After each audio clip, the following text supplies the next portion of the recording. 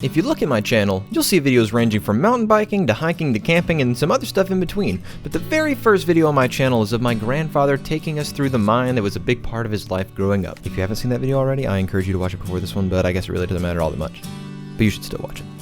That video is one of my favorite videos I've ever made, and recently a comment was made by Eric Oakes on that very video with some questions for my grandfather. So without further ado, here is my grandfather continuing to talk about the copper mines of North Georgia.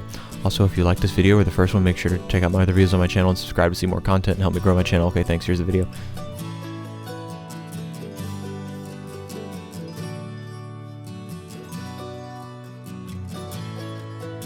No, they shouldn't make them available if they can. That's very interesting for the history, for the exploring. There's a lot of different reasons.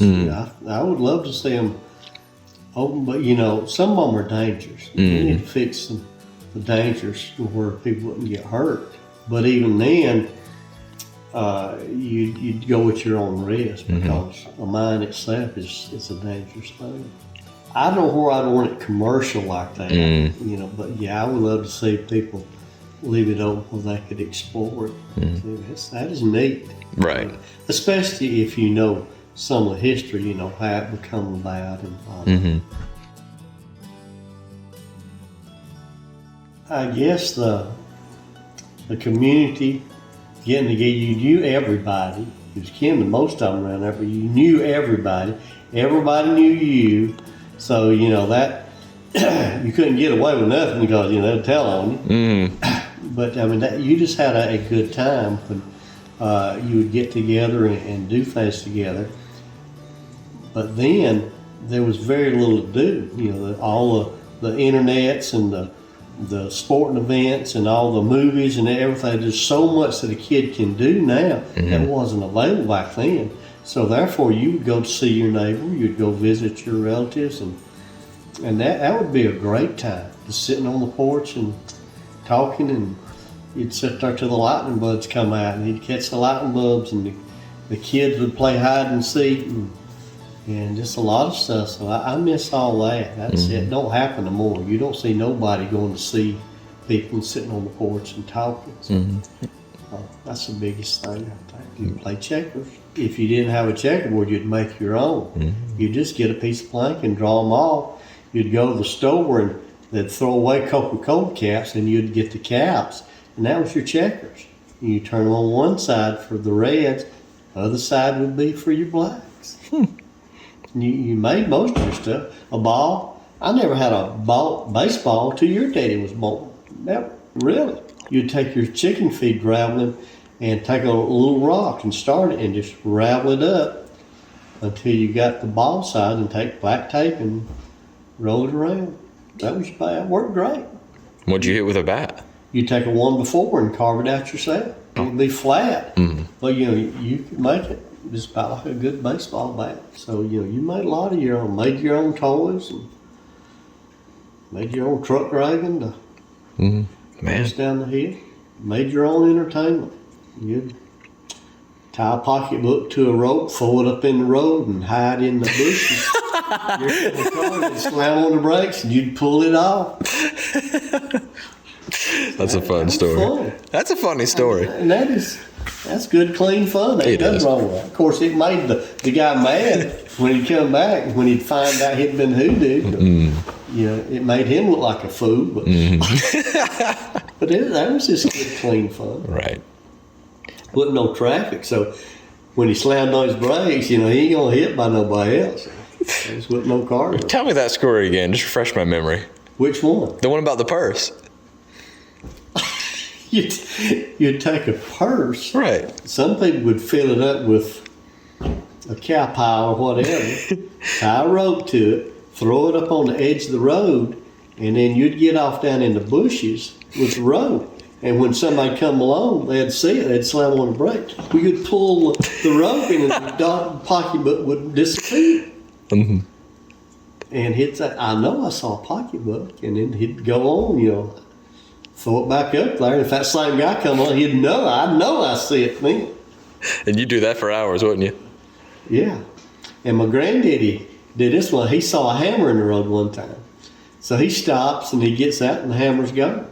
So he goes on, comes down the same road the next day, and there lays a hammer again. He stopped, it's gone.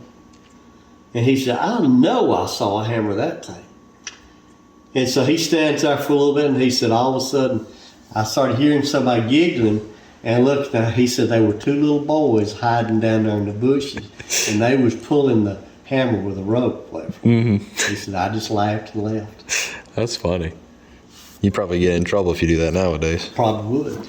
And I know I'd get in trouble for this. Most of the roads were dirt roads. And right in, my grandparents lived right in the curve of this dirt road. So we pulled a string across the road in that curve, about chest high. And we took little bushes and laid on the string all the way across the road.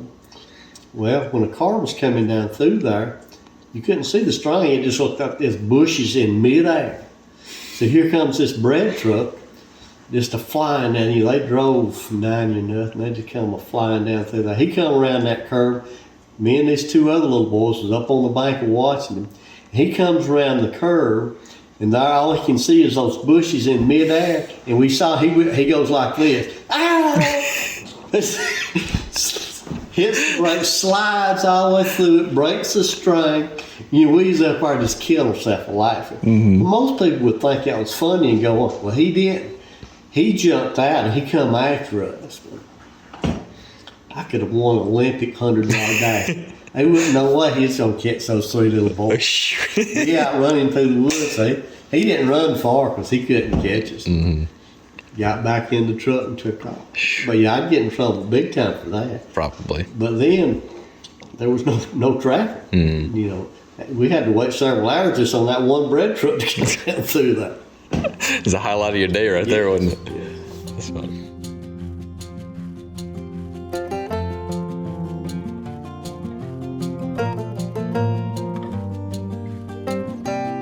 Yes. On the hot summer days, you'd drive, so you could drive up in there then. The road went right by the mine, so you'd drive your car up in there to cool off. Really? Yes. It was very cool in there, like air conditioning. And one time my uncle, I don't know, it was somebody told me this, said a tornado was coming through. And you could drive up in that mine, a lot of cars could get in there at one time. So they go driving down to the mines, that was their idea, is to get away from a tornado, because most people had storm shelters. They'd dig the storm shelters in the back of in the side of a bank. Well, he said, I'm gonna go down here and drive up in the copper mines to get away from the tornado. When he got down there, the mines was full of cars. Man. Everybody had the same idea, and they drove up in there to get away from the tornado. I guess that worked. Yes, it was. Dang. See, you're underground now. Well, thank you for answering these questions. Okay. I hope Eric is happy with these. I hope Eric is too. Well, there you have it. I hope you enjoyed this video and will subscribe to see more content from me in the future. Thank you for watching, and remember to get outdoors because you might just want to stay there.